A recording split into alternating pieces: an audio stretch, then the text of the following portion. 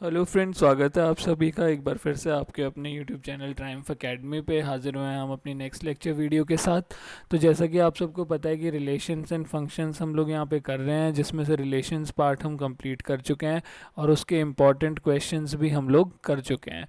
तो आज हम फंक्शंस स्टार्ट करने वाले हैं। अगर आपने अभी तक चैनल को सब्सक्राइब नहीं किया है तो चैनल को अभी सब्सक्राइब करें, ताकि आप कोई भी आने वाला टीचिंग अपडेट या फिर कोई लेक्चर वीडियो मिस ना करें।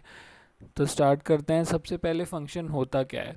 तो फंक्शन एक रिलेशनशिप है जो एक्सप्लेन करता है हमें कि किस तरीके से इनपुट और आउटपुट हमारा जो है वो दो सेट्स के बीच में आ रहा है। जैसे कि एक रिलेशन है हमारे पास f from set a to set b। उसे हम फंक्शन जब कहते हैं जब सेट a का one and only one image हो सेट b पे। ठीक है, जैसे सेट ए है हमारे पास 1 2 3 सो ऑन, और एक सेट बी है हमारे पास 3 4 5 या ए बी सी डी जो भी आप लेना चाहो। तो ये जो है हमारी ये प्री इमेज होती हैं और ये हमारी इमेज होती है। तो हर एक प्री इमेज की कोई ना कोई इमेज जो है वो होनी चाहिए, तो उसे फंक्शन कहते हैं। तो in other words function F is a relation from a set A to set B such that the domain of F is A and no two distinct order pairs in F have the same first element।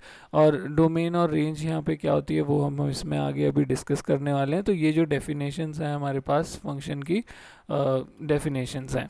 तो domain क्या होता है। तो domain होता है all possible values जो qualify करती हैं एज इनपुट्स। ठीक है, जो हम इस तरीके से देख रहे थे अपना, तो जो हमारी ये वाली साइड होती है ये हमारे डोमेन होते हैं और इधर वाली साइड हमारी रेंज होती है। और अगर हम ऑर्डर्ड पेयर में बात करते हैं तो ऑर्डर्ड पेयर में x कॉमा वाई इस तरीके से हमारे कोऑर्डिनेट्स होते हैं। तो x जो होता है वो हमारा डोमेन को रिप्रेजेंट करता है और y जो होता है वो हमारा रेंज को रिप्रेजेंट करता है। तो domain can be found in the denominator of a fraction is not equal to zero and, मतलब डोमेन जो होती है वो ऑल वैल्यूज़ ऑफ x होती हैं। ठीक है, जिससे जो हमारी y है उसकी वैल्यूज़ हमेशा रियल रहें। ठीक है, तो डोमेन किस तरीके से निकाली जाती है। तो to find the domain we need to look at the values of the independent variable which are allowed to use as explained above. तो यहाँ देखो नो ज़ीरो एट बॉटम। सबसे पहली बात तो जो फ्रैक्शन का बॉटम है यानी डिनोमिनेटर है वो कभी ज़ीरो नहीं होना चाहिए। तो अगर हमें कोई फ्रैक्शन दे रखा है सपोज ऐसे कि F X is equals to 3 - x/2 - x। ठीक है, तो ये जो 2 - x है ये कभी ज़ीरो नहीं होना चाहिए। तो 2 - x is not equals to zero, तो x is not equals to 2। तो हमारी डोमेन यहाँ पे क्या हो जाएगी, all values all real values, बस 2 नहीं होगी। ठीक है, तो ये भी हम आगे क्वेश्चंस की फॉर्म में डिस्कस करेंगे। तो in general the set of all real numbers is considered as the domain जब तक कोई रिस्ट्रिक्शन ना हो। और वो रिस्ट्रिक्शन क्या होती है, डिनोमिनेटर में वेरिएबल यूज़ हो रखा हो।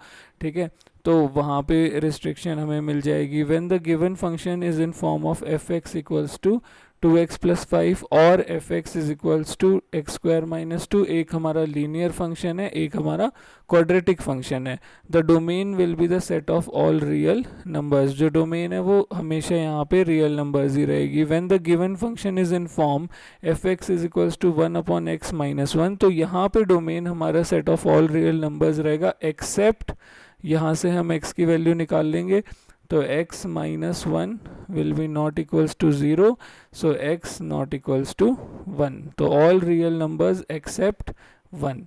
In some cases the interval be specific along with the function such as f(x) equals to ये, और हमें यहाँ दिया हुआ है कि x की जो वैल्यू है वो 2 से लेके 12 तक है। तो यहाँ जो डोमेन होगी वो क्या होगी, all real values of x between 2 and 12।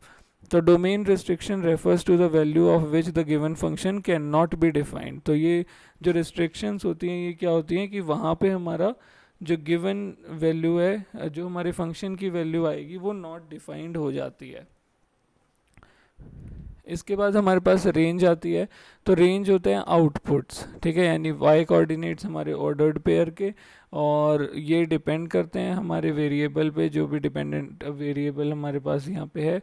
और यहाँ जैसे range of function is this. तो on the other hand the whole set B is known as codomain.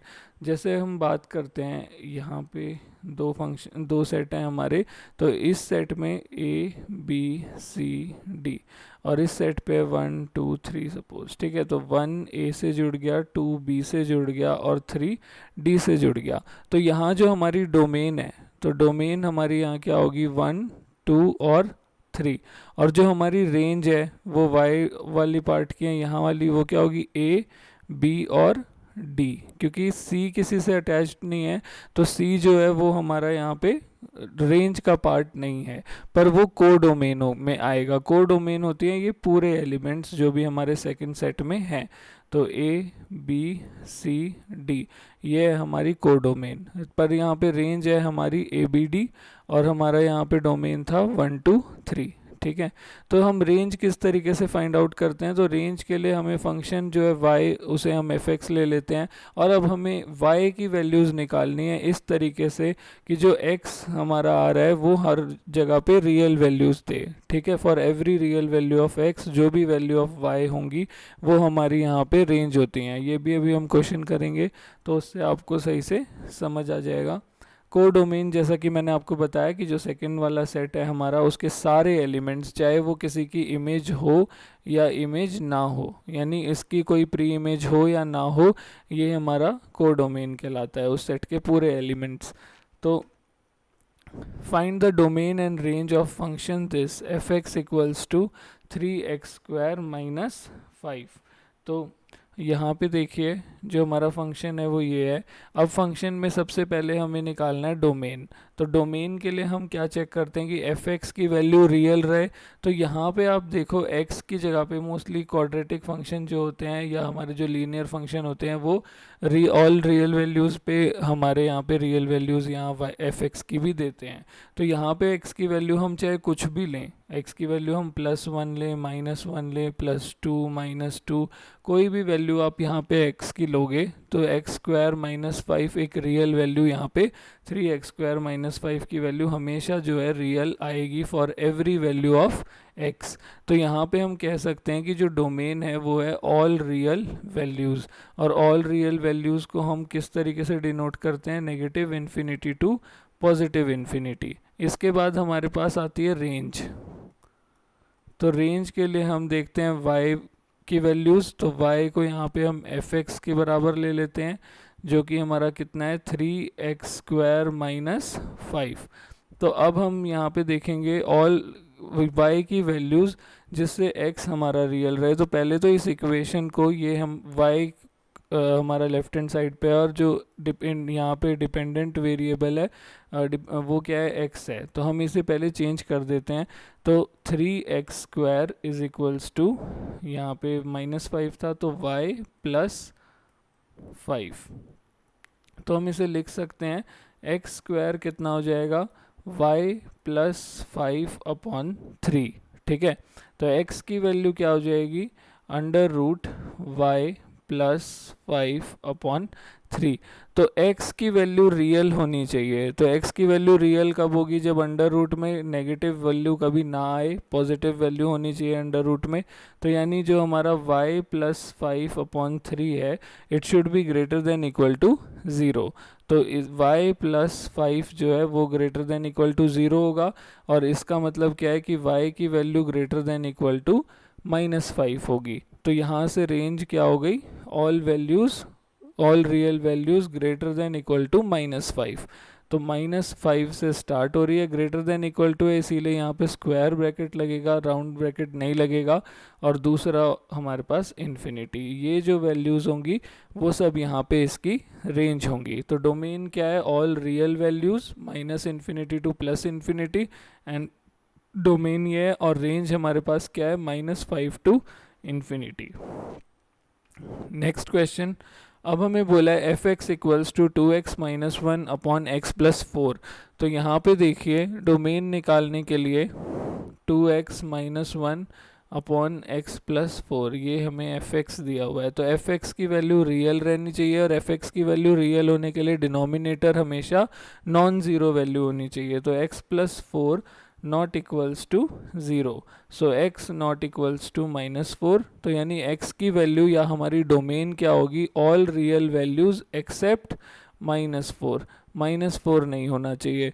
तो यहाँ पे हम क्या लिखेंगे, सारी की सारी रियल वैल्यूज़ हमारा यहाँ पे आएगा, r आएगा -4। तो यानी -4 खाली यहाँ पे इंक्लूड नहीं होगा, इसके अलावा जितनी भी हमारी रियल वैल्यूज़ हैं वो यहाँ पे काउंट होंगी। इसे हम किस तरीके से रिप्रेजेंट कर सकते हैं, देखो रियल वैल्यूज़ होती हैं हमारी -∞ टू +∞। तो ये क्या होगा, -∞ टू -4, राउंड ब्रैकेट इसलिए लिया है क्योंकि -4 यहाँ इंक्लूड नहीं हो रहा है, यूनियन -4 टू +∞। ये हो गई हमारी डोमेन। ठीक है, दोनों में हमने राउंड ब्रैकेट्स लिए हैं क्योंकि -4 यहाँ पे इंक्लूडेड नहीं है। यहाँ जो वैल्यूज़ होंगी वो कहाँ से शुरू हो रही हैं, -5, -6, -7 इस तरीके से, और यहाँ जो वैल्यू है वो कैसे शुरू हो रही है, -3, -2, -1 सो ऑन इन्फिनिटी तक। तो -4 यहाँ इंक्लूड नहीं हो रहा है। इसके बाद हमारे पास रेंज आएगी। तो रेंज में हम लोग क्या करेंगे, हम इसे कन्वर्ट कर लेते हैं, y is equals to 2x - 1 upon x plus 4। तो ये हो जाएगा y multiplied by x plus 4 is equals to 2x - 1। तो ये हो गया xy माइनस, ये 4 है, 4y इज इक्वल्स टू 2, एक सेकेंड इरेज कर लेते हैं इसे,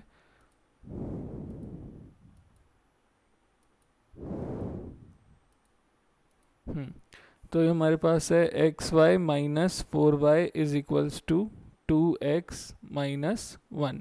तो यहाँ पे ये हो जाएगा xy minus 2x is equals to -1 यहाँ एज इट इज़ था, और ये माइनस का y यहाँ आके प्लस का y बन जाएगा, प्लस का 4y। तो यहाँ से हमें x कॉमन ले लो, ये हो गया y माइनस 2, और यहाँ हो गया 4y माइनस 1। तो x की वैल्यू क्या हो गई, 4y माइनस 1 अपॉन में y माइनस 2। तो x की वैल्यू रियल रहे तो उसके लिए डिनोमिनेटर नॉन ज़ीरो होना चाहिए, तो y minus 2 should not be equal to 0, तो y इज इक्वल्स टू 2 आ गया। तो यानी यहाँ नॉट इक्वल्स टू 2 आ गया। तो y यहाँ रेंज क्या है, all values, all real values except 2। तो ऑल रियल वैल्यूज़ एक्सेप्ट 2 हमारे पास किस तरीके से आ जाएगा, -∞ से 2 और यूनियन 2 से इन्फिनिटी। तो ये हमारी रेंज हो जाएगी। तो रेंज और डोमेन इस तरीके से निकल जाएंगी। इसके बाद types of function, types of function में हमारे पास 1 to 1 फंक्शन आता है। 1 to 1 फंक्शन में क्या होता है, 1 to 1 या 1 फंक्शन, इंजेक्टिव फंक्शन भी हम इसे कहते हैं। उसमें होता है कि हर एक एलिमेंट जो हमारा फर्स्ट सेट का है उसकी एक सब इमेज होनी चाहिए सेकंड सेट पे, तो हम उसे 1 1 कहते हैं।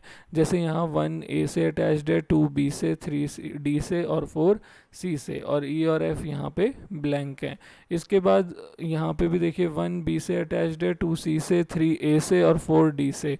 तो ये हमारे 1 1 फंक्शन के एग्जांपल्स हैं। पर यहाँ आप देख सकते हो कि एक इमेज की दो प्री इमेजेस हैं या दो एलिमेंट्स की एक ही इमेज है, तो ये हमारा 1 1 नहीं होगा, ये हमारा मैनी 1 फंक्शन होगा। ऐसे ही यहाँ पे 1 और 2 दोनों b से अटैच्ड हैं, तो ये भी हमारा मैनी 1 फंक्शन होगा, 1 1 फंक्शन नहीं होगा। इसके बाद ऑन टू फंक्शन आता है। तो ऑन टू फंक्शन का मतलब होता है कि जो हमारी कोडोमेन है उसके जो सारे एलिमेंट्स हैं, मतलब हर एक इमेज की एक प्री इमेज होनी चाहिए और हर एक प्री इमेज की एक इमेज होनी चाहिए। ठीक है, तो वो होते हैं हमारे ऑन टू फंक्शंस। जो यहाँ पे देखो 1 और 2 a से अटैच्ड हैं, 3 b से, 4 c से, तो कोई भी यहाँ पे खाली नहीं बचा। ऐसे ही यहाँ पे 1 b से अटैच्ड है, 2 c से अटैच्ड है, 3 a से और 4 d से, कोई भी एम्प्टी नहीं बचा। तो ये हमारे ऑन टू फंक्शंस है। पर अगर यहाँ e भी होता एक, तो e की कोई प्री इमेज हमें नहीं दी हुई है, e हमारा ब्लैंक रह जाता है यहाँ पे, तो ये एक ऑन टू फंक्शन नहीं होता। इसके बाद हमारे पास 1 1 एंड ऑन टू फंक्शन होते हैं। तो ऑन देखो 1 1 का मतलब क्या है कि एक प्री इमेज की एक ही इमेज होनी चाहिए, और सारी की सारी प्री इमेजेस की इमेज कोई ना कोई यहाँ पे हो, तो वो हमारा ऑन टू हो गया। तो 1 1 और ऑन टू क्या होंगे कि हर एक प्री इमेज की एक इमेज है और हर एक प्री इमेज की एक ही इमेज है। ठीक है, दो प्री इमेजेस की एक इमेज नहीं है। तो ये हमारा 1 1 ऑन टू फंक्शन कहलाता है। अब नंबर ऑफ पॉसिबल फंक्शंस कैसे निकाले जाते हैं? तो number of possible function simple set ए से सेट बी के होते हैं। Number of function in set ए अगर हमारे पास m है और b में n है तो फॉर्मूला होता है n raise to the power m। जैसे कि हमारे पास अगर सेट ए में 3 4 5 तीन एलिमेंट्स हैं तो number of elements in set A हमें 3 दिया हुआ है और number of elements in set B हमें 2 दिया हुआ है। तो यहाँ पे हमारा जो टोटल नंबर ऑफ फंक्शंस होगा वो क्या होगा, 2 raise to the power 3। Number of elements in set B raise to the power number of elements in set A, तो 2 रेज टू द पावर 3 जो कि 8 होता है। इसके बाद नंबर ऑफ सर्जेक्टिव फंक्शंस यानी ऑन टू फंक्शन निकालने का फॉर्मूला क्या होता है? तो ऑन टू फंक्शंस निकालने का फॉर्मूला होता है ए टू बी में जो हमारे नंबर ऑफ फंक्शंस हैं यानी n raise to the power m minus N C one N minus one raise to the power m N C two N minus two raise to the power n, इसी तरीके से N C three और ऐसे करते करते N C N minus one, और जब तक यहाँ ब्रैकेट में 1 ना बच जाए n माइनस ये कर करके तब तक हम इसे करते जाते हैं, जैसे बाइनोमियल एक्सपेंशंस होते हैं उसी तरीके से। ठीक है, तो नंबर ऑफ इंजेक्टिव फंक्शंस यानी 1 to 1 फंक्शन निकालने का फॉर्मूला क्या होता है? वो होता है m factorial upon m minus n factorial, जहाँ पे m क्या है, n क्या है number of elements in a और m क्या है number of elements in b। फिर नंबर ऑफ बाइजेक्टिव, बाइजेक्टिव हमारे कौन होते हैं? जो हमारे ऑन टू और 1 1 दोनों होते हैं। तो नंबर ऑफ बाइजेक्टिव फंक्शंस होते हैं इसमें number of elements in A और number of elements in B same ही होते हैं। तो जो भी वो नंबर है जैसे यहाँ m है तो उसका फैक्टोरियल ले लेते हैं, तो वो नंबर ऑफ बाइजेक्टिव फंक्शंस होता है। तो एक क्वेश्चन यहाँ देख लेते हैं, the number of onto functions set P में हमें A B C D 4 elements दिए हुए हैं, सेट Q में हमें 3 एलिमेंट्स दिए हुए हैं। तो P यानी M यहाँ हमारा 4 हो गया और N हमारा यहाँ पे 3 हो गया। तो फॉर्मूला हमारा क्या था, N raise to the power M minus N raise M C 1 N minus 1 raise to the power M। इस तरीके से फॉर्मूला था हमारा जो चल रहा था, ये n है। ठीक है, तो और फिर minus plus N C two N minus two raise to the power m, ऐसे माइनस ये इस तरीके से चलता जाता है। तो यहाँ पे जो हमारा n है वो है 3 और जो m है वो है 4, तो 3 raise to the power 4 minus 3c1, यहाँ पे 3 minus 1 raise to the power 4 plus 3c2 3 minus 2 raise to the power 4, इस तरीके से चलेगा। तो 3 माइनस 2 1 हो गया, तो इसके आगे हमें नहीं जाना है, तो ये हो गया 3 raise to the power 4 minus 3c1, 3 minus 1 is 2, तो 2 raise to the power 4 plus 3c2, 3 minus 2 1, 1 raise to the power 4 1 ही होता है। एक बार इसे रेज कर लेते हैं।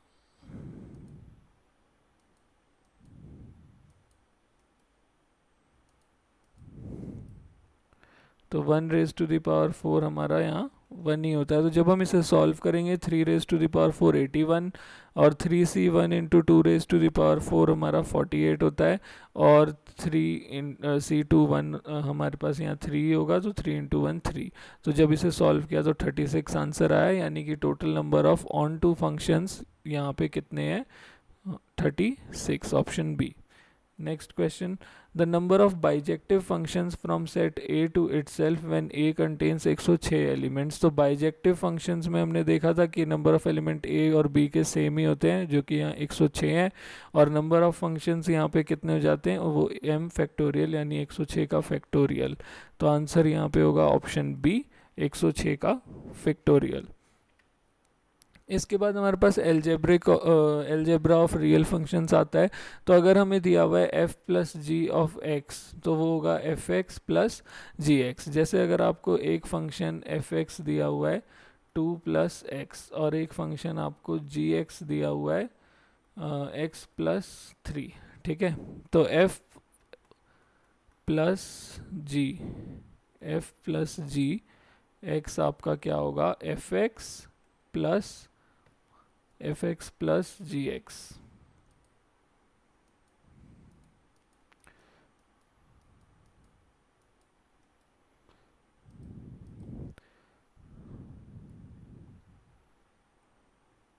तो एफ एक्स है 2+x और आपका जी एक्स है x+3, तो ये हो गया x+x यानी कि 2x और 2x प्लस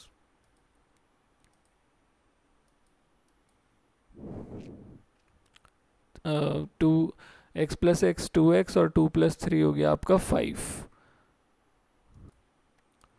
सो 2x+5 आपका यहाँ पे रिजल्ट आ गया। और इसी तरीके से अगर आपको बोला हो सेम फंक्शंस आपको दिए हुए हों, ठीक है, और आपको बोला है कि सब्ट्रैक्ट करना है, तो एफ एक्स अगर आपको दिया हुआ है x+2 और जी एक्स अगर आपको दिया हुआ है x+3 और आपको बोल दिया f माइनस जी एक्स निकालो, तो वो होगा एफ एक्स माइनस जी एक्स यानी x+2 माइनस x+3, तो ये हो जाएगा x+2 माइनस एक्स माइनस 3, तो आपका x से माइनस एक्स कैंसिल आउट हो गया और 2 माइनस 3 -1, तो रिजल्ट क्या आया -1। ऐसे ही अगर आपको बोला है कि एफ एक्स एक फंक्शन है और आपको निकालना है, एक कांस्टेंट से मल्टीप्लाई किया है हमने, तो जैसे अगर आपको एफ एक्स दिया हुआ है यही x+2 और आपको निकालने के लिए बोल दिया 3f x, तो यहाँ पे आपको इसका मतलब क्या निकालना है 3 टाइम्स एफ एक्स, तो आपका 3 टाइम्स एफ एक्स क्या हो जाएगा 3 टाइम्स x+2, तो 3 टाइम्स x+2 जब आप निकालेंगे तो वो हो जाएगा 3x+6। इसी तरीके से सेम जी एक्स में भी अगर ये दे रखा हो तो सेम ही चीज़ होती है। फिर हमारे पास प्रोडक्ट आता है, तो प्रोडक्ट में भी सेम चीज़ है। अगर आपको दो फंक्शन दिए हुए हैं एफ एक्स और जी एक्स, अब सपोज यहाँ पे आपको एफ एक्स दिया हुआ है, सेम ले लेते हैं, हमारे पास यहाँ एफ एक्स में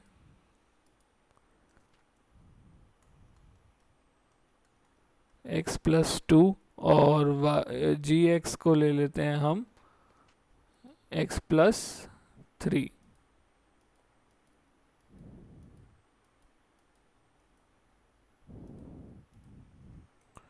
जी एक्स को ले लिया x+3, तो प्रोडक्ट जब करेंगे हम एफ जी एक्स निकालना होगा तो एफ एक्स को जी एक्स से मल्टीप्लाई करेंगे यानी x+2 को x+3 से मल्टीप्लाई करेंगे, तो ये आपका हो जाएगा x² प्लस 5x प्लस 2 3 6, इस तरीके से सॉल्व हो जाएगा। और ऐसे ही जब हमें एफ एक्स और जी एक्स का डिवीजन पूछा हो तो f माइनस जी एक्स हमारा एफ एक्स अपॉन जी एक्स होता है, तो एफ एक्स अगर x+2 है और नीचे जी एक्स हमारा x+3 है, तो वहाँ पे क्या होगा, वहाँ पे हम इसे इस तरीके से लिख देंगे x+2 अपॉन x+3, ठीक है। तो आज की वीडियो में इतना ही फ्रेंड्स, मिलते हैं अपनी नेक्स्ट वीडियो में आगे के टॉपिक्स के साथ। तो अगर आपको हमारी वीडियो पसंद आती है तो वीडियो को लाइक और शेयर ज़रूर करें, साथ ही साथ अगर आपने अभी तक चैनल को सब्सक्राइब नहीं किया है तो चैनल को अभी सब्सक्राइब करें।